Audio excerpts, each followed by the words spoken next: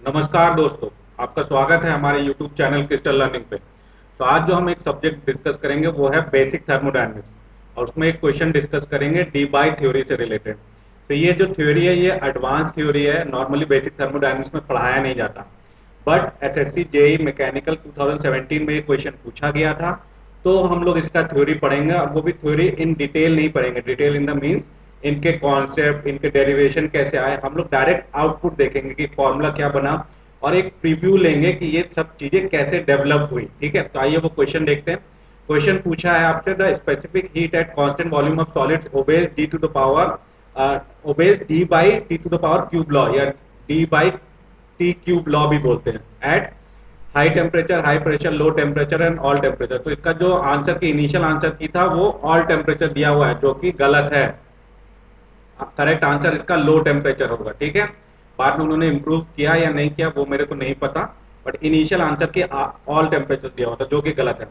इसी तरह से ये वेस्ट बंगाल के स्टेट एलिजिबिलिटी टेस्ट में आया था, फिजिकल साइंस पेपर में। पीएस का मतलब यहाँ पे फिजिकल साइंस पेपर है, जैसे नेट के एग्जाम होते हैं, तो यहाँ पे वहां पे ये एडवांस टॉपिक्स पढ़ाए जाते हैं, that is specific heat of solids. ठीक है, तो वहां पे आप देख सकते हैं उन उन एग्जामिनेशन में ये क्वेश्चन आया था मिलता जुलता, जिसके आने की प्रोबेबिलिटी है, क्योंकि यहाँ पे पूछा है in Debye theory the vibrational specific heat of two dimensional solid at low temperature. यहाँ बोला टू डायमेंशनल, तो इसका आंसर क्या दिया हुआ था, इनके आंसर की मिली हुई थी, तो इनके आंसर की से मैंने मैच किया था, that is T to the power square. और अगला इसी में पूछा था क्वेश्चन की, according to Debye theory heat capacity of solid at low temperature is proportional to T to the power cube. तो यहाँ से आप देख सकते हैं आंसर की, आप इनकी करेक्ट आंसर की थी कि एक तो लो टेम्परेचर है, फिर सॉलिड है, हीट कैपेसिटी ऑफ सॉलिड, और यहाँ पे टी क्यूब को बोला, तो ये टी क्यूब यहाँ से मिल गया, ये डी बाई आपको यहाँ से मिल गया, D by T cube law, और ये लो टेम्परेचर पे, तो ये उल्टा पूछा हुआ है। तो ठीक है, तो ये लो टेम्परेचर पे करेक्ट आंसर। तो आइए थोड़ी सी थ्योरी देख लेते हैं, जिसकी वजह से थोड़ी अंडरस्टैंडिंग हमारी क्लियर हो जाएगी, एक फ्लो हमें पता चल जाएगा, डेरिवेशन भले ही नहीं। तो स्पेसिफिक हीट ऑफ सॉलिड्स किससे देंगे, C V D E upon D T at to the power B. यहाँ पे आप वेरिएबल वॉल्यूम को भी कांस्टेंट रख सकते हैं, प्रेशर को भी रख सकते हैं। तो जो थ्योरी, कोई भी थ्योरी दी जाती है उसको टू थिंग्स एक्सप्लेन करना चाहिए कि रूम टेम्परेचर पे क्या है, लो टेम्परेचर पे क्या है, हाई टेम्परेचर पे क्या है। तो any theory use to calculate latest vibration, that is heat capacities of crystalline solid, must explain two things. क्या, नियर रूम टेम्परेचर पे हीट कैपेसिटी मोस्ट सॉलिड क्या आता है, 3K पर एटम। ठीक है, और ये आ जाता है 3 NR। ठीक है, this is known as well known Dulong Petit law, यही बताता है 3 NR। एन की वैल्यू 1 रख देंगे तो आर की वैल्यू आ जाएगी। ठीक है, ये रूम टेम्परेचर पे ये वैल्यू आनी चाहिए। और लो टेम्परेचर पे सीबी की वैल्यू क्या डिक्रीज करनी चाहिए, and becoming zero at T equal to zero. T जब एब्सोल्यूट जीरो हो जाए तो सीबी की वैल्यू जीरो हो जाए। ठीक है, क्योंकि हीट कैपेसिटी है temperature dependence of the form A to the power T cube plus B T. और टी क्यूब टर्म क्या मिलता है, लैटिस वाइब्रेशन से मिलता है, और जो लीनियर टर्म है वो कंडक्शन इलेक्ट्रॉन से मिलता है। तो ये दोनों कंडीशन आनी चाहिए। बट क्लासिकल मैकेनिक्स मैकेनिक्स या थर्मोडायनेमिक्स से जब आप प्रेडिक्ट करेंगे तो वो हमेशा C V equal to 3 R आता है एट ऑल टेम्परेचर, जो कि वॉलेशन किसका, बोथ एक्सपेरिमेंटली भी ये गलत है, और थर्ड लॉ ऑफ थर्मोडायनेमिक्स बोलता है जीरो होना चाहिए, बट इसके हिसाब से ऑल टेम्परेचर पे 3R मिलेगा। इसीलिए कुछ नई थ्योरीज डेवलप की साइंटिस्ट ने समय के साथ। तो heat capacity can be determine by considering vibrational motion of atoms. दो मॉडल्स आए, स्टार्टिंग में आए डुलोंग पिटेट जो क्लासिकल थर्मोडायनेमिक्स है, जिसके हिसाब से 3R आया सॉरी। फिर दूसरा आया आइंस्टीन जो कि क्वांटम मैकेनिकल थ्योरी लेके आया। ठीक है, तो डुलोंग पिटेट क्या बोलता है कि atoms on lattice vibrate independently of each other. जब वो वाइब्रेट करते हैं तो एक दूसरे से इंडिपेंडेंट होते हैं। कंप्लीटली क्लासिकल होता है। Heat capacity is independent of temperature, वो बोलता है इंडिपेंडेंट ऑफ टेम्परेचर होता है, उसकी value 3 N to the power K B. K B यहाँ बोल्ट्जमैन कांस्टेंट है, एन नंबर ऑफ मोल्स या नंबर ऑफ एटम्स होगा। ठीक है, ये फॉर्मूला आना चाहिए, इंडिपेंडेंट ऑफ टेम्परेचर का कोई फर्क नहीं। तो ये इसकी वजह से होता है क्या, poor agreement with experiment accept eight high temperature. केवल हाई टेम्परेचर पे ये रिजल्ट सही बताता है, बट लो टेम्परेचर और एक्सपेरिमेंट से जब आप निकालेंगे तो ये गलत बताता है, केवल हाई टेम्परेचर पे सही बनाता है। इसीलिए आइंस्टीन मॉडल आया।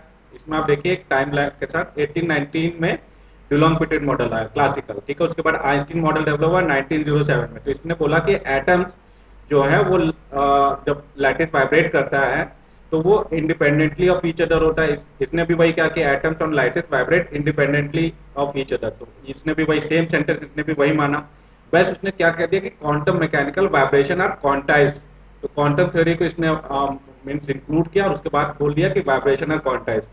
इसकी वजह से क्या बोला कि आइंस्टाइन थ्योरी में जो स्पेसिफिक हीट है ये अज्यूम करता है कि each atom has same vibrational frequency. तो इसकी वजह से क्या मिलता है कि this agreement with experiment agrees with the experiment good at very high and very low temperature but not in between।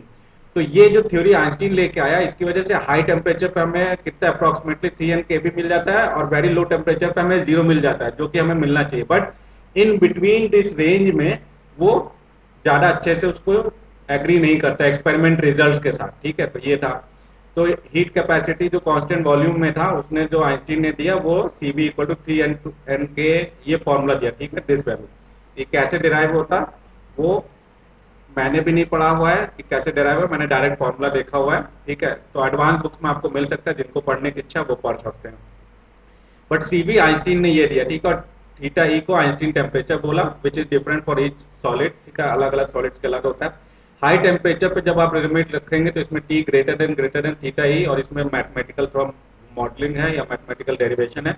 तो आइंस्टीन कैपेसिटी तो ये सीबी है, हाई टेम्परेचर पे जब ये कंडीशन रखेंगे तो सीबी आ जाएगा 3 n के, जो कि डिलोंग पिटोट लॉ कहता है हाई टेम्परेचर पे। ठीक है, तो यहाँ पे दिया हुआ है कि डिनोमिनेटर में कैसे प्रूव करना है, जिनको मैथमेटिक्स आती है वो कर भी सकते हैं। फिर इसी तरह से लो टेम्परेचर में T less than A, X less than greater than 1, और सी भी उस में क्या हो जाएगा, टेंस टू 0 हो जाएगा एज टी इक्वल टू 0। जब आप इसी इक्वेशन में टी को 0 रखेंगे, ठीक है, तो आपका क्या हो जाएगा, थर्ड लॉ के बराबर हो जाएगा as required by that third law. ठीक है, तो लो टेम्परेचर और हाई टेम्परेचर में हमने देखा क्या, आइंस्टीन ने जो थ्योरी दी थी सीवी इस टर्म्स में वो हमको जस्टिफाई होती है हाई टेम्परेचर और लो टेम्परेचर पे, और हाई टेम्परेचर पे जो मिलता है वही डिलोंग पिटोट लॉ भी वही होता है। ठीक है, बट अब वो कह रहे हैं कि एक मोर रियलिस्टिक मॉडल कैसे होना चाहिए। Both Einstein and Dulong Petit models treat each atom independently. दोनों ही मॉडल ने एटम्स को इंडिपेंडेंट माना कि एक दूसरे पर इफेक्ट नहीं हो, but this is not generally true. तो एक हम लोग सीक्वेंस देख रहे हैं कि क्या कमी रहेगी। When an item vibrate the force on adjacent item changes and causing them to vibrate. ठीक है, तो जब एक दूसरे से वाइब्रेट करते हैं तो बगल वाले पे फोर्स एक्सर्ट करता है, जिसकी वजह से वाइब्रेशन पे फर्क पड़ता है। ठीक है, इंडिपेंडेंट नहीं होते। और oscillation can be broken into two modes, दो मोड में हम लोग ब्रेक कर सकते हैं। तो इसके बाद एक नया साइंटिस्ट आया डीबाई नाम से। तो बेसिक आइडिया सिमिलर था आइंस्टीन मॉडल के, बस एक डिफरेंस की डिफरेंस क्या था, आइंस्टीन मॉडल ने बोला एनर्जी ऑफ द सिस्टम क्या है, phonon energy into average number of phonons. Debye ने बोला एनर्जी ऑफ सिस्टम क्या है, phonon energy multiplied by average number of phonons into number of modes. ये नंबर ऑफ मोड्स उसने एक्स्ट्रा ऐड कर दिया। जो हम लोग ने देखा इंडिपेंडेंट नहीं होते ना, मतलब सॉरी, पहले दो साइंटिस्ट ने माना इंडिपेंडेंट है, बट हमें पता है एटम का जो वाइब्रेशन होगा एक दूसरे पर फर्क डालेगा, इंडिपेंडेंट नहीं होंगे। तो उसको उन्होंने ऐड किया था कि नंबर ऑफ मोड्स हमें क्या मिलेगा, एक्स्ट्रा नंबर ऑफ मोड्स। ठीक है, तो ये 1912 में आए थे पीटर डाबाई। ठीक है, in which it is assumed as specific it is consequence of vibration of atoms of the lattice of the circuit. ठीक है, और sorry, Debye improved Einstein theory by treating the coupled vibration of the solid in terms of 3n normal modes of vibration। ठीक है, तो उसने coupled कर देखे, एक दूसरे पर इफेक्ट देखे, और 3n normal modes of vibration हो गए। तो ये डेरिवेशन चला। उसके बाद उन्होंने कुछ डिराइव किया, तो सीवी उन्होंने एक्सप्रेशन आप क्या निकाला, सीवी का टर्म ये दिया डीबाई मॉडल में सीवी का टर्म। ठीक है, और इसमें थीटा थीटा डी क्या है, डी बाई टेम्परेचर। ठीक है, तो it allows to predict the heat capacity at any temperature. आप किसी भी टेम्परेचर पे आप प्रेडिक्ट कर सकते हैं इससे। तो इन डीबाई मॉडल और solid is assume to be represented by monoatomic lattice से हम लोग रिप्रेजेंट करते हैं। और जब इसका हाई टेम्परेचर पे आप देखेंगे तो ये कंडीशंस आप रखेंगे, और इसका जब आप रिड्यूस करेंगे तो ये वैल्यू सी बी क्या जाएगा, 3 n के या 3 r एन के बी। ठीक है, यहाँ के बी भी है। यही डिलोंग पिटेट लॉ होता है। ठीक है, जो हाई टेम्परेचर पे मिलता है वो इससे भी मिल रहा है। This is known as law of Dulong-Pettit। This relation shows that for high temperature heat capacity of solid is independent of temperature। right? जब हाई टेम्परेचर पे देखते हैं तो वहां पे जो सीबी होता है वो टेम्परेचर से इंडिपेंडेंट हो जाता है, जो अभी तक हम लोग ने देखा तीनों लॉ से मिल रहा है। ठीक है, फिर हम लोग लो टेम्परेचर पे आए। लो टेम्परेचर पे जब हम लोग ने इसी इक्वेशन को जब हम लोग ने रिड्यूस किया, ठीक है, ये सीबी इक्वल टू रिड्यूस किया, तो यहाँ पे जो फॉर्मूला मिल रहा है रिड्यूस होने के बाद आप देख सकते हैं ये फॉर्मूला में मिला। ठीक है, यहाँ पे देख रहे हैं कि एब्सोल्यूट टेम्परेचर सीबी का directly proportional to T cube हो गया। ठीक है, ये final temperature at low temperature, ध्यान रखिए बार बार कह रहा है लो टेम्परेचर। ठीक है, इसका जब आप इंटीग्रेशन करेंगे तो ये आएगा टर्म। तो this is known as well known formula that is D by T cube law. D by T cube law मिला कहाँ पे, लो टेम्परेचर पे। तो इसका आंसर क्या हो जाएगा, लो टेम्परेचर। और ध्यान रखिए जो ये इक्वेशन 1 मिला, this is valid for 3 dimensional solid. अगर सॉलिड लिखा है ठीक है, और नॉर्मली वो कुछ मेंशन नहीं करे तो आप मान के चलेंगे उसमें 3 डायमेंशनल सॉलिड्स हैं, ठीक है, 3 डायमेंशनल सॉलिड है तो सीबी। अब हम लोग देखेंगे कुछ एक और एक्स्ट्रा, तो आइए इसको ग्राफ के हिसाब से देखते हैं जो अभी हम लोग को मिला। We see Debye heat capacity decreases as T to the power cube at low temperature in agreement with experiment observation.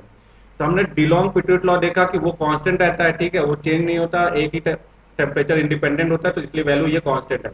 Einstein ये डैश लॉ दिया है, तो आइंस्टीन आप लो टेम्परेचर्स पे देखेंगे और हाई टेम्परेचर्स पे, यहाँ पे टेम्परेचर वैल्यू बढ़ रही है, ठीक है, इधर सीवी की वैल्यू है, तो ये कुछ नोटेशंस हैं, मतलब डिवाइड करके वैल्यू लिखिए, तो इनडायरेक्टली हम यहाँ सीवी देख सकते हैं और यहाँ पे टेम्परेचर। तो यहाँ पे आप देख रहे हैं जब हाई टेम्परेचर पे देखेंगे आइंस्टीन अच्छी एक्सपेरिमेंट के साथ सही वैल्यू बताता है, और लो टेम्परेचर के भी सही बताता है, पर इन इन बिटवीन जो वैल्यूज है इनके हाई और लो टेम्परेचर, वहां पे आइंस्टीन सही वैल्यू नहीं बताता। बट जो डी बाई जो लॉ है वो इंटरमीडिएट पे भी एक्सपेरिमेंट वैल्यूज के साथ मैच करता है, ठीक है। यहाँ पे एक्सपेरिमेंटल वैल्यूज नहीं दिखाया कि हमारे पास एक्सपेरिमेंटल डाटा नहीं है, बट जो थ्योरी और जो हमने डिस्कस किया उसके हिसाब से डी बाई जो है वो इंटरमीडिएट टेम्परेचर पे भी सही वैल्यू बताता है विद मतलब एक्सपेरिमेंटल जो वैल्यूज मिलेगी।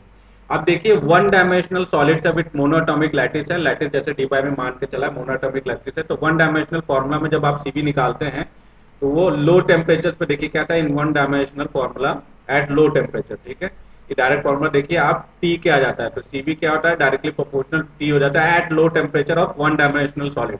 तो एक ग्राफ के रिस्पेक्ट में हम लोग देख सकते हैं यहाँ पे कि आप जो 3D देख रहे हैं, ठीक है, ये 3 डायमेंशनल सॉलिड का लो टेम्परेचर पे, यहाँ पे लो टेम्परेचर पे हम लोग देख रहे हैं, ठीक है।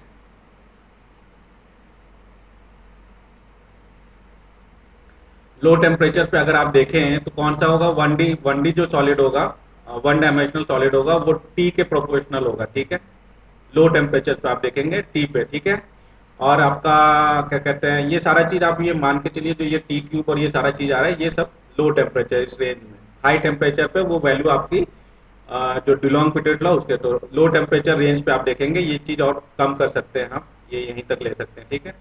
तो लो टेम्परेचर पे आप देखेंगे तो जो 1D सॉलिड होगा वो टेम्परेचर के प्रोपोर्शनल होगा, इस फॉर्मूले से हमने देखा।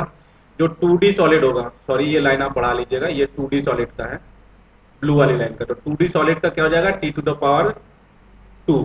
और इसी तरह से 3D सॉलिड का लो टेम्परेचर पे देखेंगे तो 3 टू द पावर क्यू। तो एक कंक्लूजन देखते हैं हमें मिला क्या, ठीक है, हमें मिल क्या रहा है, ये ध्यान रखिएगा, ये वैल्यू में ई जो स्क्वायर है ये इसके लिए है, ठीक है, 2D सॉलिड्स के लिए, और हाई टेम्परेचर पे आपको ये वैल्यू मिल जाएगा।